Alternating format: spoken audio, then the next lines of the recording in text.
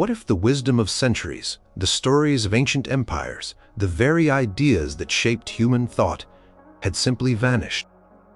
What if the flickering flame of learning had been snuffed out during Europe's darkest hours, between the years 500 and 1000, leaving nothing but shadows?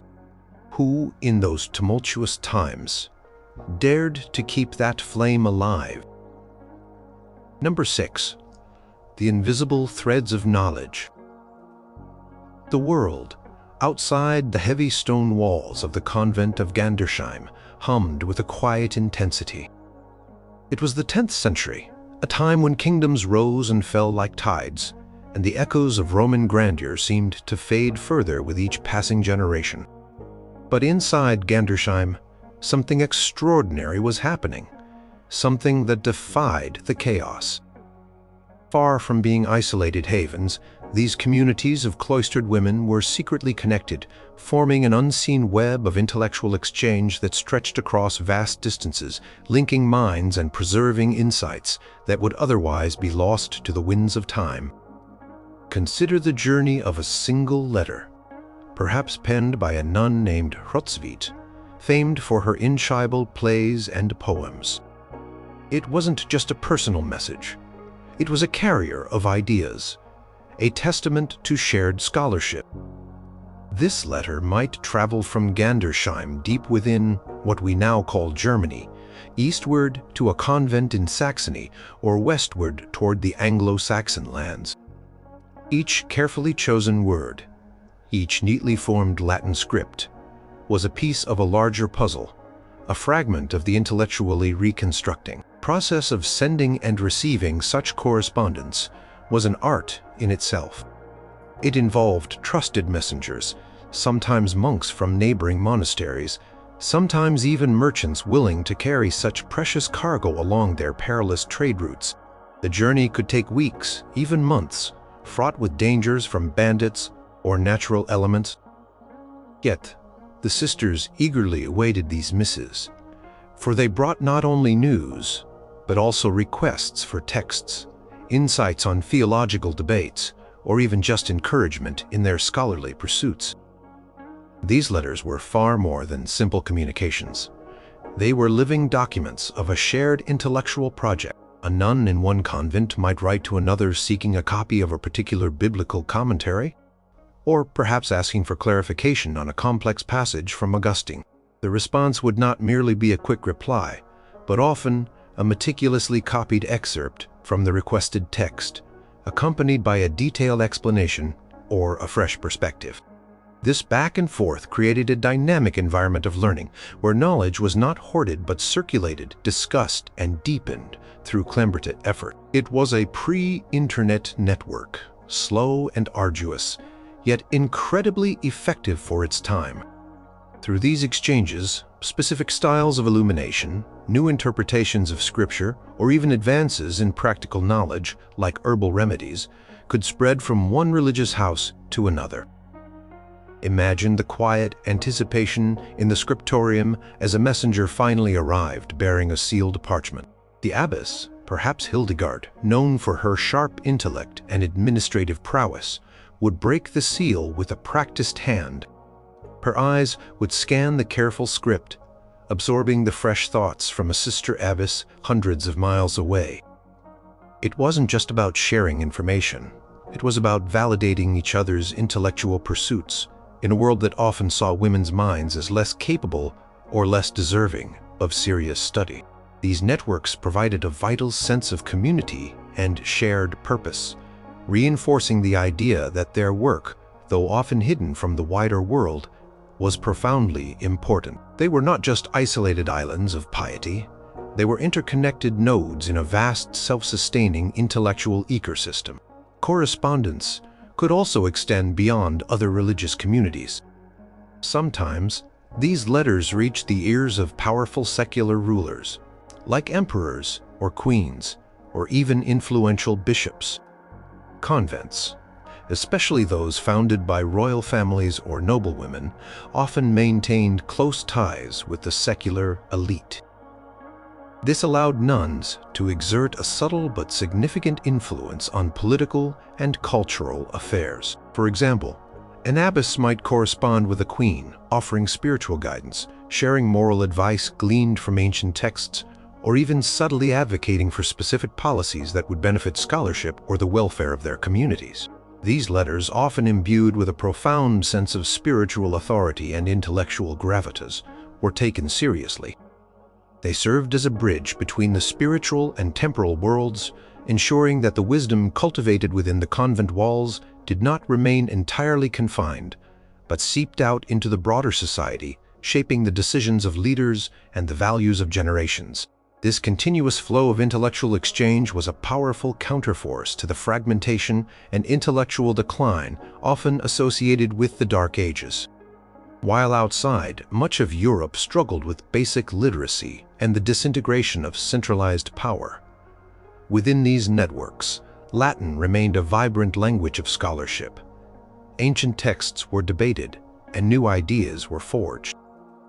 The nuns, through their persistent and quiet dedication to communication, ensured that the intellectual embers of antiquity were not allowed to die out entirely, but were fanned by the breath of shared learning kept glowing until the world was ready for a new dawn of enlightenment.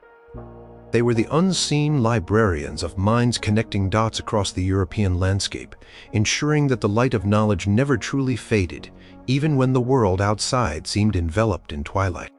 Each carefully worded letter, each shared insight, was a testament to their enduring commitment to preserving the intellectual heritage of humanity. Number 5. The earthly wisdom of green thumbs and keen eyes.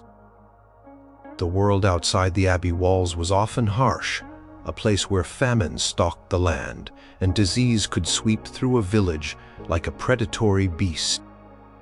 But within the disciplined order of the convent, life was organized not just around spiritual pursuits, but also around the very practicalities of survival and healing.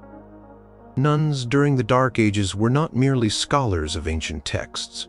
They were also highly skilled practitioners of what we now call applied sciences, mastering the art of herbal medicine, agricultural innovation, and various crafts, all essential for the self-sufficiency of their communities and the well-being of those who sought their aid. This practical knowledge, meticulously cultivated and passed down through generations, was a crucial form of knowledge preservation. Step into the convent's physic garden, and you would find it brimming with life. Rows upon neat rows of plants, each carefully tended, each with a specific purpose. There was chamomile for calming upset stomachs, lavender for its soothing properties and aromatic scent, potent valerian for sleep, and a host of other herbs both common and exotic. The sisters who tended these gardens were not just gardeners. They were botanists, pharmacists, and physicians, all rolled into one. They understood the properties of each plant, knowing which leaves to brew into a calming tea, which roots to pound into a poultice for wounds, and which flowers possessed antiseptic qualities. This knowledge was often codified in written texts, passed down through the scriptoria, but it was also deeply ingrained in oral tradition, taught through hands-on experience from an elder sister to a younger novice. A young nun might spend years under the tutelage of an experienced herbalist, learning to identify plants by touch and smell, understanding the best times for harvesting and perfecting the precise methods of preparation. The infirmary of a convent was often the closest thing to a hospital in a wide radius. Sick villagers, injured travelers, and even noblemen would seek care there, knowing that the nuns possessed skills and remedies unavailable elsewhere. The sisters would treat fevers with cooling compresses made from specific herbs, mend broken bones with splints, and clean wounds with surprisingly effective antiseptic washes derived from plant extracts. They understood basic hygiene, recognizing the importance of cleanliness in preventing the spread of illness, a concept often overlooked in the chaotic outside world. Their practical medical knowledge, honed through observation and generations of trial and error, saved countless lives and alleviated immense suffering. It wasn't just about faith. It was about empirically proven methods, passed down with meticulous care, tested and refined over centuries. Beyond medicine, convents were centers of agricultural innovation. They often managed vast estates, not just for sustenance, but as models of efficient land use. Nuns understood crop rotation, soil enrichment, and animal husbandry. They experimented with different crops, adapting practices to their specific climate and soil conditions. Their farms were often more productive and sustainable than those of their secular neighbors, serving as examples of best practices. They might cultivate new varieties of grains, introduce better irrigation techniques, or even breed healthier livestock. This practical knowledge, documented in account books and agricultural treatises, ensured the survival of their communities and contributed to the overall stability of the local economy. It wasn't abstract theory. It was hard-won wisdom about how to make the land yield its bounty, ensuring food security in an unpredictable era. Furthermore, convents were hubs of skilled craftsmanship. Nuns were often accomplished weavers, embroiderers, illuminators, and even metalworkers. They produced beautiful textiles, intricate tapestries, and delicate liturgical objects. The knowledge required for these crafts was immense. The specific dyes for vibrant colors, the intricate patterns for weaving, the precise tools for metalwork, the delicate touch for illuminating manuscripts. These skills were not just artistic. They were forms of highly specialized technical knowledge, requiring immense patience, precision, and an understanding of materials. The methods for preparing parchment, mixing inks, creating durable pigments, or spinning fine threads were all carefully guarded secrets passed down through apprenticeship and practical demonstration. These crafts were vital for the convent's economy, but more importantly, they preserved highly specialized knowledge that would otherwise have been lost, contributing to the material culture of the age and demonstrating the deep practical capabilities of these women. Through their green thumbs, keen eyes, and skilled hands, the nuns preserved an immense body of practical knowledge, medical, agricultural, and artisanal. This was not the abstract knowledge of philosophers, but the tangible wisdom of survival and thriving, honed through centuries of dedicated practice. It was a testament to their resourcefulness and their deep connection to the natural world, ensuring that the light of healing and sustenance continued to shine brightly, even when the world outside seemed to be fumbling in the dark. Their gardens, infirmaries, and workshops were living laboratories, continuously refining and passing down the essential skills that kept communities alive and thriving. Number 4. The unseen pens of history and theology. While the world outside the convent walls often struggled with basic literacy, within these sacred enclaves, intellectual pursuit was not only encouraged but celebrated. Nuns during the Dark Ages were not just passive recipients of knowledge. Many were active creators, producing original works of scholarship that reshaped theological thought, chronicled historical events, and even crafted new forms of artistic expression. Their pens, though often humble, left an indelible mark on the intellectual landscape, preserving and advancing knowledge in ways that continue to astonish scholars today. One of the most remarkable figures to emerge from this period was Hetzfeld of Gandersheim, a canoness living in the 10th century. She wasn't just a scribe. She was a playwright, a poet, and a historian, writing in a time when few women, and indeed few men, were composing such sophisticated works. Her historical writings, like her Gesta Autonis, a chronicle of the Ottonian dynasty, provided invaluable insights into the political and social events of her time. She meticulously recorded details of royal lineages, battles, and significant political decisions, offering a unique perspective often missing from male-dominated historical accounts. These chronicles were not merely dry lists of facts. They were narratives, crafted with a keen eye for detail and an understanding of historical causality, ensuring that the events of her era were preserved for future generations, preventing their fade into mere legend. But Hetzfeld's genius truly shone in her dramatic works. She wrote 6 plays, inspired by the Roman playwright Terence, but with a profoundly Christian message. These plays, such as Paphnutius and Dulcitus, explored themes of chastity, conversion, and redemption. They were not mere moralizing tales. They were intricate dramatic compositions full of dialogue, character development, and often surprising humor. The very act of writing plays in Latin during the 10th century was revolutionary, a bold assertion of intellectual prowess in a form of literature that had largely fallen out of favor since antiquity. By writing these works, Schatzvet not only created original art, but also preserved the dramatic form itself, demonstrating its continued relevance and potential.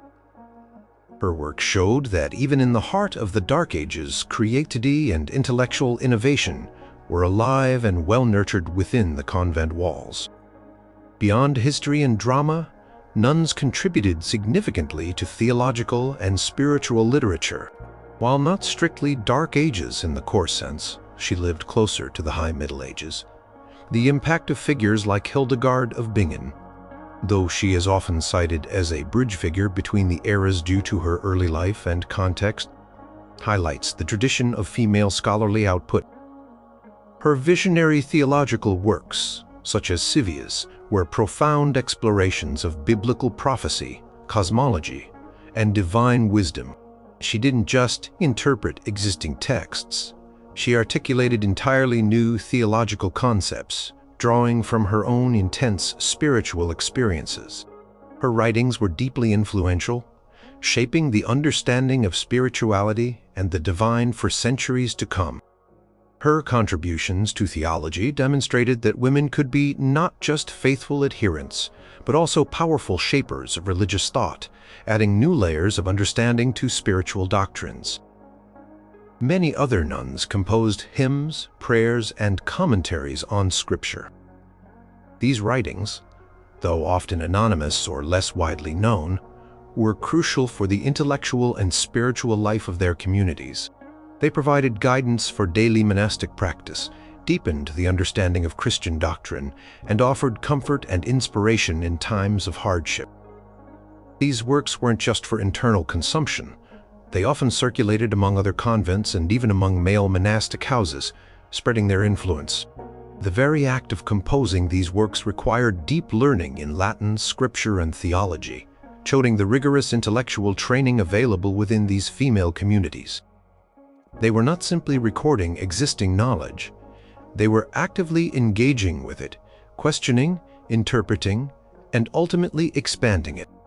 Creation of original works by nuns during this period demonstrates a vibrant intellectual life that defied the common perception of the Dark Ages as a time of decline. These women, through their dedicated scholarship and creative genius, ensured that knowledge was not just preserved, but also evolved.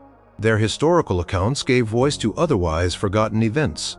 Their dramatic works revived ancient literary forms, and their theological treatises offered new pathways to understanding the divine. Through their pens, they wrote themselves into the annals of history, ensuring that the legacy of female intellectual achievement was not just remembered but actively continued and expanded, contributing to the rich tapestry of human thought and creativity. Their original writings stand as a testament to their intellectual prowess and their unwavering commitment to learning. Number 3.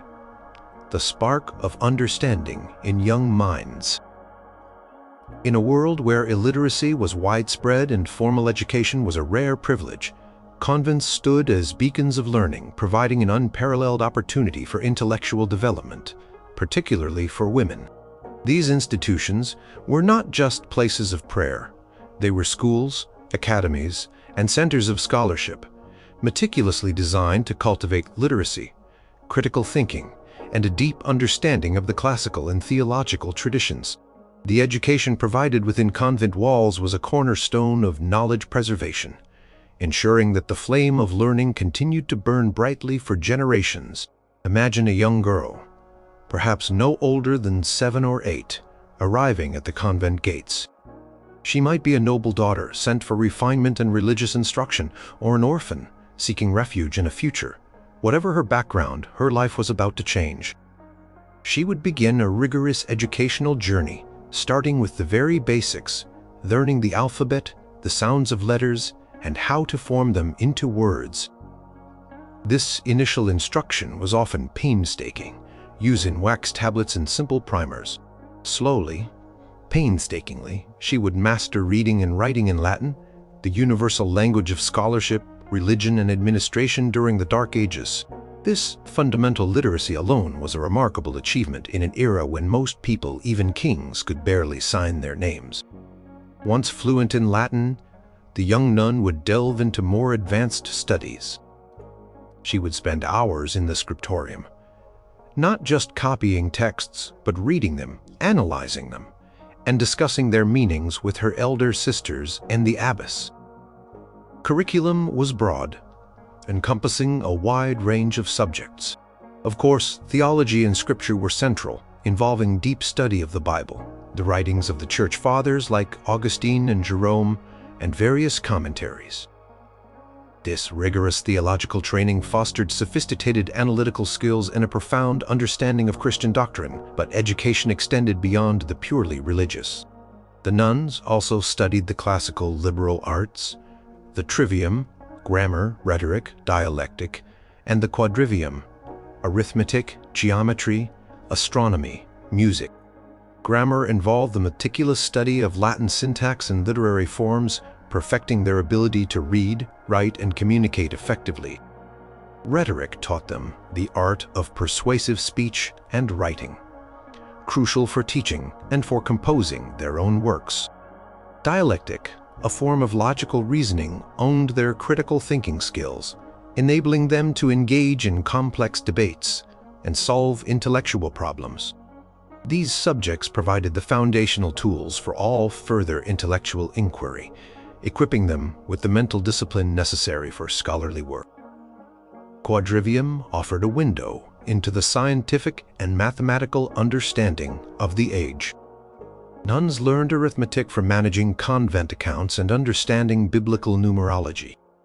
Geometry was studied, not just for its abstract principles, but for its practical applications in architecture and measurement. Astronomy, often intertwined with astrology, but rooted in careful observation, was essential for calculating feast days, understanding the calendar, and even for navigation for those who traveled. Music was not just for spiritual devotion. It was studied as a mathematical discipline, understanding harmony, scales, and composition, preserving ancient musical theories, and often creating new liturgical melodies. Beyond these formal academic subjects, nuns also received practical education in various skills vital for convent life. This included herbal medicine, gardening, textile arts, and household management, as detailed in the previous section. This holistic approach to education ensured that the nuns were not only intellectually cultivated, but also self-sufficient and capable members of their community. Convent served as a living laboratory, where theoretical knowledge was applied to practical problems, deepening understanding and ensuring the transmission of both academic and vocational skills. The nuns trained within these institutions became the teachers of future generations, ensuring a continuous chain of intellectual transmission. Some went on to found new convents, spreading their educational model. Others became advisors to powerful secular rulers, their learned counsel influencing decisions of state. Through their commitment to comprehensive education, these convents ensured that literacy and learning did not vanish entirely during the Dark Ages, but were instead nurtured, expanded, and passed down, providing a vital intellectual foundation for the centuries to come. They were the unsung educators, patiently planting the seeds of knowledge in young minds, ensuring that the lamp of wisdom never truly dimmed. Number 2. The silent guardians of ancient wisdom. Picture a world where books were not easily found, where each manuscript was a precious hand-crafted act, often more valuable than gold. In the scattered settlements and tumultuous kingdoms of the Dark Ages, the very existence of knowledge hung by a thread. Yet within the quiet confines of convents, an immense labor of preservation was taking place. The meticulous gathering, organization, and safeguarding of books, creating libraries that served as the true intellectual fortresses of the era. These libraries were not just collections. They were living repositories of human thought, carefully carboned and protected by the sisters who understood their profound importance. The creation of a convent library began with a dedicated effort to acquire books. This could happen in various ways. Sometimes, founding noble families or wealthy benefactors would donate precious manuscripts. A new nun entering the community might bring cherished texts from her family estate. Other times, books would be acquired through painstaking exchange with other monasteries or even secular scholars. The nuns were often astute in recognizing the value of different texts, actively seeking out works of theology, philosophy, history, and classical literature. Each acquisition was a triumph, a rescue of knowledge from potential oblivion. Once acquired, the books needed to be cared for. Parchment made from animal skin was durable, but susceptible to moisture, pests, and fire. The nuns developed sophisticated methods of preservation. Manuscripts were often stored in chests or cupboards away from dampness and direct sunlight. They were occasionally aired out and inspected for damage. Binding techniques were refined to protect the fragile pages. The process of making a book last for centuries was a labor of love, requiring immense patience and a deep respect for the physical form of knowledge. The organization of these libraries was surprisingly sophisticated for the time. While not always adhering to modern cataloging systems, nuns often developed their own methods for arranging texts, perhaps by subject matter, author, or even by size. Inventories and catalogs were sometimes created, humble lists that allowed the sisters to keep track of their holdings and locate specific books when needed. These early forms of library science were critical. They ensured that the knowledge within the collection was accessible and usable, not simply a chaotic pile of scrolls and codices. The very act of cataloging was a form of intellectual mastery, requiring attention to detail and an understanding of the content of each volume. The collections themselves were incredibly diverse. While religious texts formed the core, many convent libraries also housed a remarkable array of secular works. Copies of classical Roman and Greek authors like Virgil, Cicero, and Seneca could be found, providing a link to the intellectual achievements of antiquity. Medical treatises, astronomical charts, mathematical texts, and even legal codes were sometimes part of the collection, reflecting the wide-ranging interests and practical needs of the monastic community. These secular works were invaluable, as they preserved the intellectual heritage of a bygone era that might otherwise have been lost to the ravages of time and the decline of broader literacy. Convent library was not just a storage facility. It was an active intellectual hub. It was where nuns conducted their research, where they studied for their theological debates, and where they found inspiration for their original writings. Novices would spend hours immersed in the texts, learning from the accumulated wisdom of centuries. The library was a place of quiet contemplation, but also of vibrant intellectual activity. A sanctuary where minds could soar free from the constraints of the outer world. It was a place where old ideas met new insights, where the past informed the present, and where the seeds of future knowledge were sown. The dedication of these nuns to building and maintaining their libraries was an act of profound intellectual heroism. In an age characterized by loss and destruction, they were the silent guardians, meticulously collecting, protecting, and organizing the written legacy of humanity. Their efforts ensured that when the world was finally ready for a resurgence of learning, the essential texts were not just surviving, but were accessible, waiting to ignite the minds of new generations. These libraries were the intellectual lifelines of the Dark Ages, preventing the complete extinguishing of knowledge and laying the groundwork for the intellectual flowering that would follow. Number 1. The illuminated pages of endurance. Imagine a time when the ability to read and write was a rare skill, when books were not printed by machines but painstakingly crafted by hand, one letter at a time. During the Dark Ages, as empires crumbled and literacy waned across much of Europe, The flickering flame of knowledge was kept alive in the most unexpected of places, the quiet, disciplined scriptoria of convents. Here, cloistered nuns dedicated their lives to the arduous, precise, and profoundly important work of copying manuscripts, ensuring that the wisdom of the past, both sacred and secular, did not vanish into the mists of time. This was perhaps the single most vital way they preserved knowledge. Enter the scriptorium, a dedicated room within the convent often bathed in the soft, diffused light from small windows or illuminated by flickering oil lamps in the darker months. The air would be still broken only by the scratching sound of quills on parchment, the rustle of pages, and the occasional murmured prayer. Here, the sisters known as scribes or copyists would spend countless hours, often from dawn until dusk, bent over their slanting desks. Their tools were simple but essential. Finely sharpened quills made from goose or swan feathers, small pots of ink in various colors, black for the main text, red for headings and initial letters, sometimes even vibrant blue or green for embellishments, and sheets of parchment painstakingly prepared from animal skins. The process of copying a manuscript was an act of profound devotion and meticulous concentration.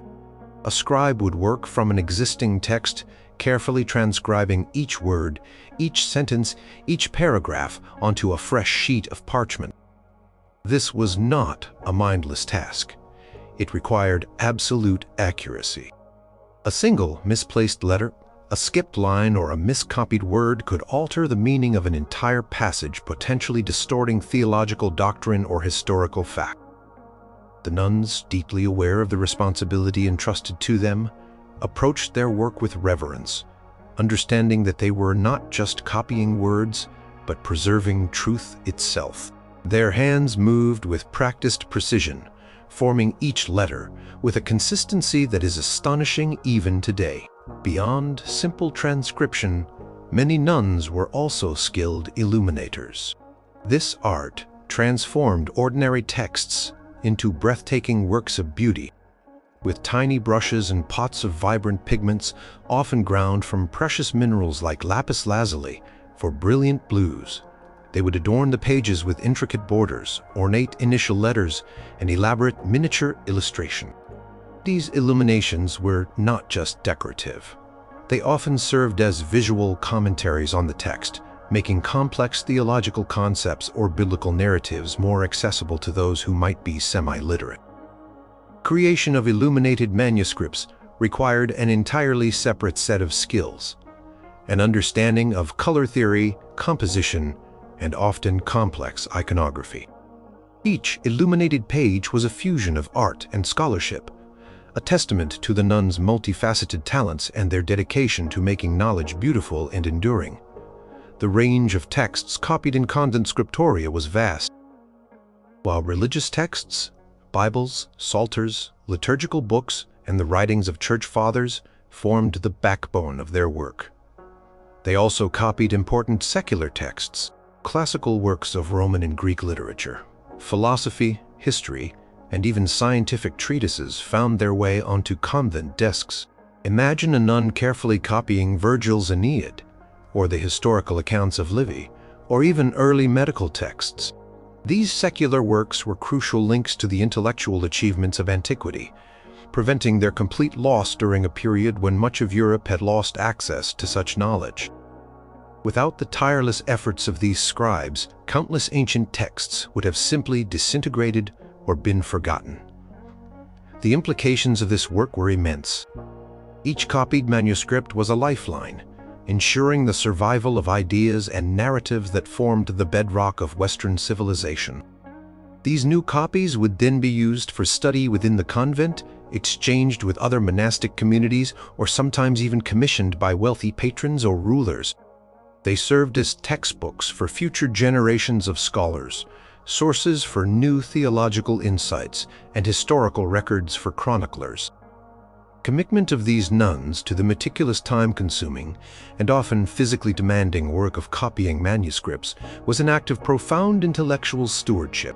They were the unsung heroes of literacy, the quiet guardians of history, ensuring that the flame of human knowledge, however dim it might have seemed in the surrounding darkness, was carefully nurtured and passed on, page by illuminated page.